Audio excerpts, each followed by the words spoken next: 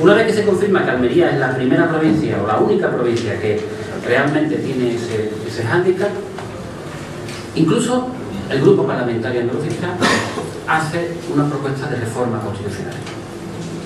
Cambiar lo que dice el 151 para acceder a la autonomía. Hubiese sido un escándalo político en la Europa de la época que que España hubiera sido una constitución que 2 años después prácticamente hubiera tenido que cambiar. El caso es que esta iniciativa, que está presentada de una forma simbólica, no llega a nada, pero lo que sí llega a efecto es una propuesta de reforma de la ley de referéndum. Ya que no hemos podido solventar la ley, superar la ley, vamos a intentar desde las Cortes cambiarla. Esta es una idea de la que se sabe poco, porque el discurso oficial dice que Clavero tuvo que convencer a Escuredo para decir que siguieran peleando por la autonomía, pero realmente lo que vino a incentivar ese debate de continuar peleando en las Cortes fue ese registro del grupo parlamentario andalucista diciendo que una propuesta de ley para modificar esa ley que se hizo meses antes. A esa propuesta de ley, en términos similares, se suman otras comunistas, socialistas y del propio Clavero Alévalo, que ya había dejado de ser ministro de UCD y estaba en el grupo mixto. O sea que lo que decían los andalucistas no era tan loco, sino que realmente se habían sumado todos los grupos políticos al tema, hasta el punto que cuando se ven todas esas iniciativas para reformar la ley de referéndum, insisto, en esa votación se pierden por un solo voto. La autonomía andaluza seguía estando bloqueada. Es la época en donde se hace también una moción de censura contra la política de Suárez, política económica, política, en este caso, autonómica. Es también el momento en donde el propio Clavero Alévalo anuncia públicamente que hay una medida para desbloquear la autonomía andaluza, que es el 144, que es un artículo que está en la Constitución que reivindica el interés nacional, que es una especie de poco menos de artículo que tenemos ahí porque para que cuando haya algún problema pues lo usamos y podemos desbloquear una cosa. Porque hay que tener una cuestión muy clara: la política está al servicio de la sociedad. El empuje social no puede ser restringido por una ley. Es la sociedad la que hace la ley y no al revés. Bueno, el caso es que en septiembre de 1980 hay una moción de confianza a Suárez y en esa moción de confianza se va a producir la famosa escenificación del acuerdo entre PSA y UCD para desbloquear la autonomía andaluza por el 144.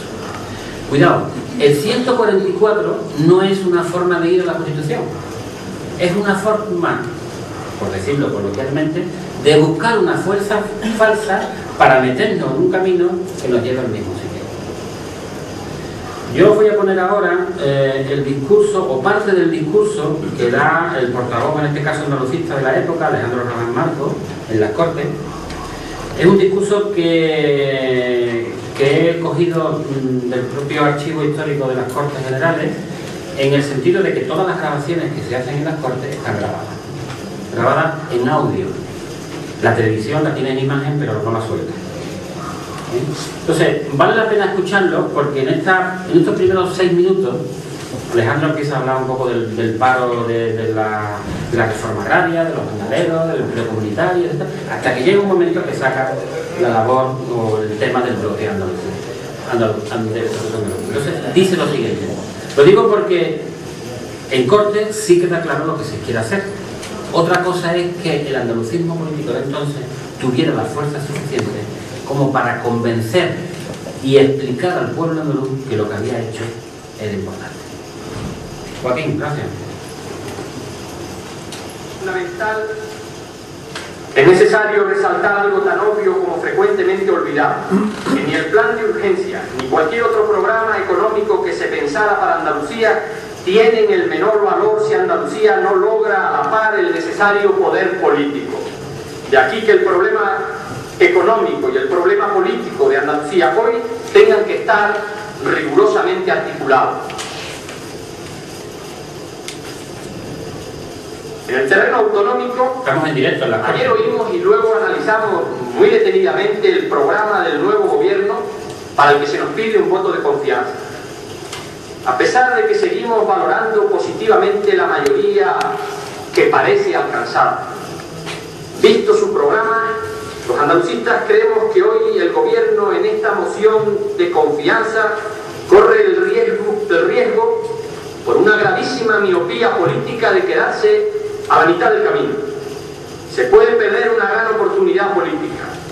Por esto, si este debate no aclara más las cosas, nuestro voto será negativo. Si hubiera que votar ahora mismo la confianza, nuestro voto sería negativo.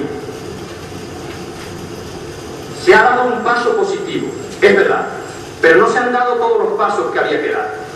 Había no solo que dar un paso, sino muchos más, porque es mucho el camino. Y la confianza no la podemos dar los andalucistas cuando el gobierno empiece a desandar lo andado, sino cuando resuelva el problema que en gran medida él mismo creó.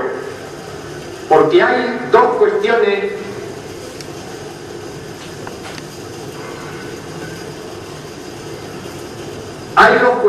una de orden material, los errores cometidos, y otra de orden moral, la credibilidad.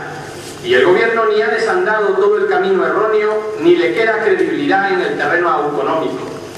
Y que sepa el gobierno que el grupo andalucista estaría dispuesto a votar sí, si el gobierno estuviera dispuesto a devolverle al pueblo andaluz su 28 de febrero.